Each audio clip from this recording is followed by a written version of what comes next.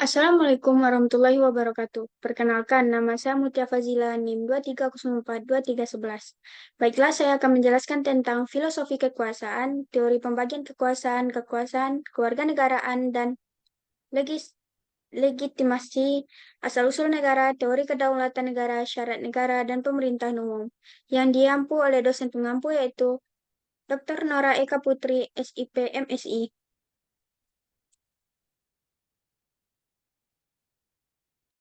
Baik, yang pertama filosofi kekuasaan.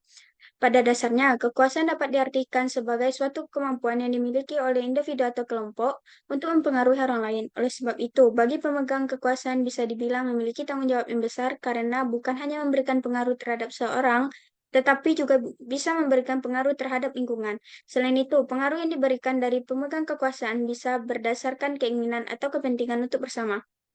Dalam Kamus Besar Bahasa Indonesia KBBI, kekuasaan adalah kemampuan orang atau golongan untuk menguasai orang atau golongan lain berdasarkan kewibawaan, wewenang, karisma, atau kekuatan fisik. Dari pengertian kekuasaan menurut KBBI, maka dapat dikatakan bahwa kekuasaan yang berasal dari kewibawaan dan wewenang ini biasanya memiliki para pemimpin negara atau pejabat negara. Kemudian karisma dan kekuatan fisik biasanya dimiliki oleh suatu ketua atau organisasi. Teori pembagian kekuasaan. Dari pembagian kekuasaan menurut para ahli ada beberapa. Yang pertama, Montesquieu. Kekuasaan itu dibagi menjadi tiga golongan. Kekuasaan yang dibagi menjadi tiga golongan ini saat ini dikenal dengan istilah tias politik. Adapun golongan kekuasaan yang dimaksud yaitu kekuasaan legislatif, kekuasaan eksekutif, dan kekuasaan yudikatif. Setiap golongan kekuasaan memiliki tugas berbeda-beda. Kekuasaan legislatif memiliki tugas untuk membuat peraturan dan undang-undangan. Kekuasaan eksekutif mempunyai tugas untuk menjalankan peraturan dan undang-undang yang telah diciptakan.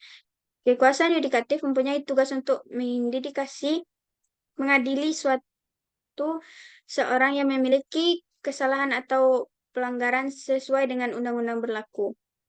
2. Menurut Max Weber, mengatakan bahwa kekuasaan adalah sebuah kesempatan yang dimiliki oleh seseorang atau kelompok dengan tujuan untuk mempengaruhi keinginan atau kehendak dalam hubungan sosial, walaupun harus menentang atau menghadapi kehendak orang lain.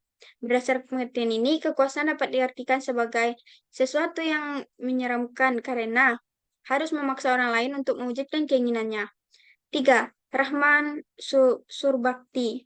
Menurut Rahman Surbakti menyatakan bahwa kekuasaan adalah sebuah kemampuan atau kekuasaan dimiliki oleh seseorang atau kelompok yang digunakan untuk mempengaruhi orang lain melalui cara berpikir dan perilaku yang sesuai dengan apa yang dikehendaki oleh pemegang kekuasaan.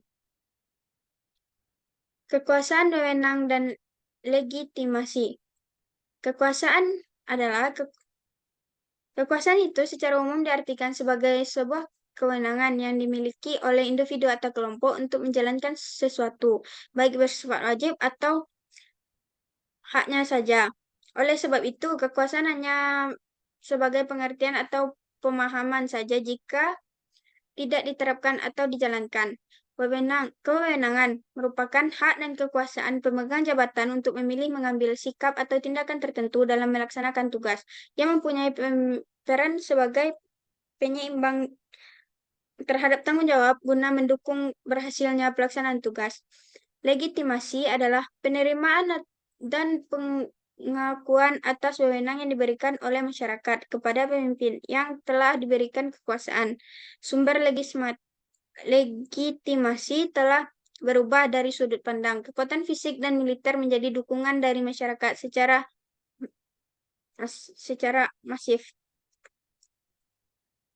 Asal-usul negara.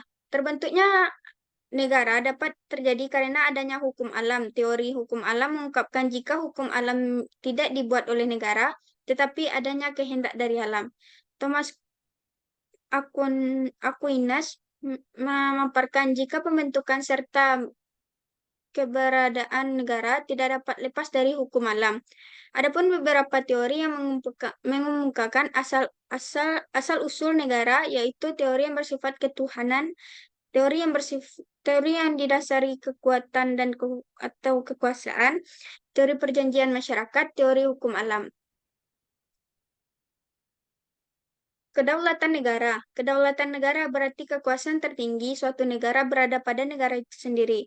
Kehendak negara memuat dalam perundang-undangan dan dijalankan sebagai sumber hukum yang utama. Syarat dan pemerintahan umum. Terdapat yang pertama yaitu penduduk permanen, dua wilayah tetap, tiga pemerintahan yang berdaulat, empat kemampuan untuk menjalin hubungan dengan negara lain. Baiklah, hanya itu presentasi yang dapat saya sampaikan. Mohon maaf jika ada kekurangan dan salah dalam berbicara. Saya sudahi dengan wabillahi taufiq wal hidayah. Assalamualaikum warahmatullahi wabarakatuh.